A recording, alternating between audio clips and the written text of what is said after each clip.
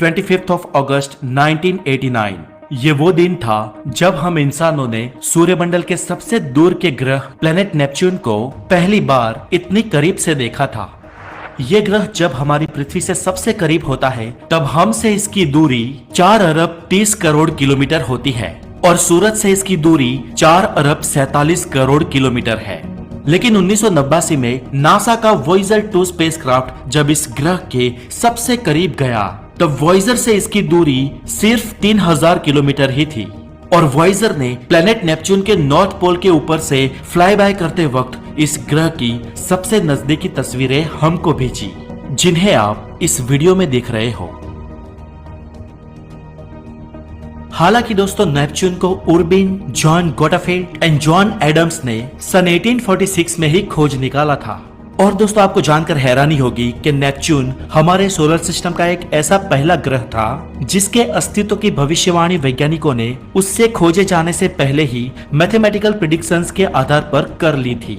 ये तब हुआ जब प्लेनेट यूरेनस की परिक्रमा में कुछ अजीब गड़बड़ी पाई गई, जिसका अर्थ बस यही हो सकता था कि कोई अज्ञात पड़ोसी ग्रह यूरेनस की ग्रेविटी पर प्रभाव डाल रहा है। और इस तरह हमने नेपच्यून का प्रेडिक्शन करके उसे इसी आधार पर खोज निकाला। ये ग्रह भी दोस्तों हमारे सूर्यमंडल के 4 गैसो प्लेनेट में से एक है और यहाँ पर भी सरफेस नहीं है और इस ग्रह के चारों ओर भी गैस के बादल ही बादल है। बस एक कोर है और वो भी इस ग्रह के बेहद भीतर उसके सेंटर में।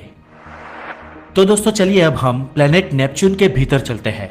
सूरज से इतनी दूर और इस ग्रह के पास जाते ही पूरी दुनिया बदल सी जाती है। सूरज से बहुत दूर होने के कारण यहाँ का तापमान करीब -214 डिग्री सेल्सियस होता है। लेकिन इस ग्रह का सबसे गर्म भाग इसका दक्षिण ध्रुव है और 2007 में वहाँ का सबसे ज्यादा टेम्परेचर भी -200 डिग्री सेल्सियस रिकॉर्ड किया गया था। और वो भी इसलिए क्योंकि नेपच्यून का साउथ पोल पिछले 40 सालों से सन की तरफ था। दोस्तों सूरज से बहुत दूर होने के कारण इस ग्रह पर सूरज बहुत ही छोटा दिखाई देता है। सूरज की किरणें भी यहाँ पर बहुत कम पहुँचती है, इसलिए हल्की रोशनी और अंधेरा ही दिखाई देगा। नेपच्यून को सूरज का एक चक्कर लगाने में 165 साल लगते हैं और इसका एक दिन पृथ्वी के 16 घंटे और 6 मिनट का होता है। प्लेनेट नेपच्यून के वातावरण से पीछे मुड़ने पर आपको इस ग्रह के 14 सैटेलाइट्स भी दिखेंगे। और फ्रेंड सैटर्न की तरह इस ग्रह के भी छल्ले यानी कि रिंग है, लेकिन ये बहुत ही पतली है, इसलिए हमें ये नजर नहीं आती। नेपच्यून के अंदर डाइव लगाने पर यहाँ पर हमें मालूम होगा कि इस ग्रह पे बहुत ही बड़े बवंडर और तूफान उठते हैं।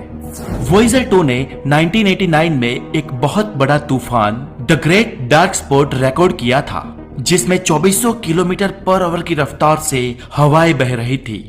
लेकिन ये तूफान बहुत ही जल्द खत्म हो गया, जिसकी पुष्टि हबल स्पेस टेलीस्कोप ने 1994 में की थी। इस ग्रह के और अंदर जाने पर आप पाएंगे कि इसकी बाहरी लेयर का वातावरण पतला है, लेकिन यहाँ की ग्रेविटी पृथ्वी के मुकाबले 1.14% है। इसलिए पृथ्वी पे अगर आपका वजन 100 किलोग्राम है तो नेपच्यून पे 114 किलोग्राम होगा। और आगे करीब 30 मील तक चलने पर आपको दोस्तों हाइड्रोजन सल्फाइड और अमोनिया से बने बादल मिलेंगे और इस जगह का एटमॉस्फेरिक प्रेशर पृथ्वी के मुकाबले 5 गुना ज्यादा होगा। जैसे जैसे आप और अंदर जाएंगे तापमान और एटमॉस्फेरिक प्रेशर दोनों बढ़ते जाएंगे और ऐसे करीब 4000 मील तक इस ग्रह के अंदर जाने पर आपको करीब 1000 डिग्री सेल्सियस तापमान का सामना करना पड़ेगा। और इससे भी कुछ हजार किलोमीटर नीचे जाने पर अल्टीमेटली आप प्लेनेट नेपच्यून की कोर तक पहुंच जाएंगे। और ये कोर एज यूजुअल सभी गैसो प्लेनेट की तरह रॉक, आयरन और एक्सोस्टेस आइस से मिलकर बनी होगी और इस कोर का टेम्परेचर करीब 5000 डिग्री सेल्सियस तक होगा। यहाँ पर ऊपर देखने पर दोस्तों आपको 4 वर्ल्ड डायमंड्स की लेयर दिखेगी। हमारे सूर्यमंडल में यूरेनस और नेपच्यून ऐसे प्लेनेट है जिनके सेंटर में विपुल मात्रा में कार्बन पाया जाता है, जिस वजह से यहाँ पे डायमंड्स का खजाना मौजूद है।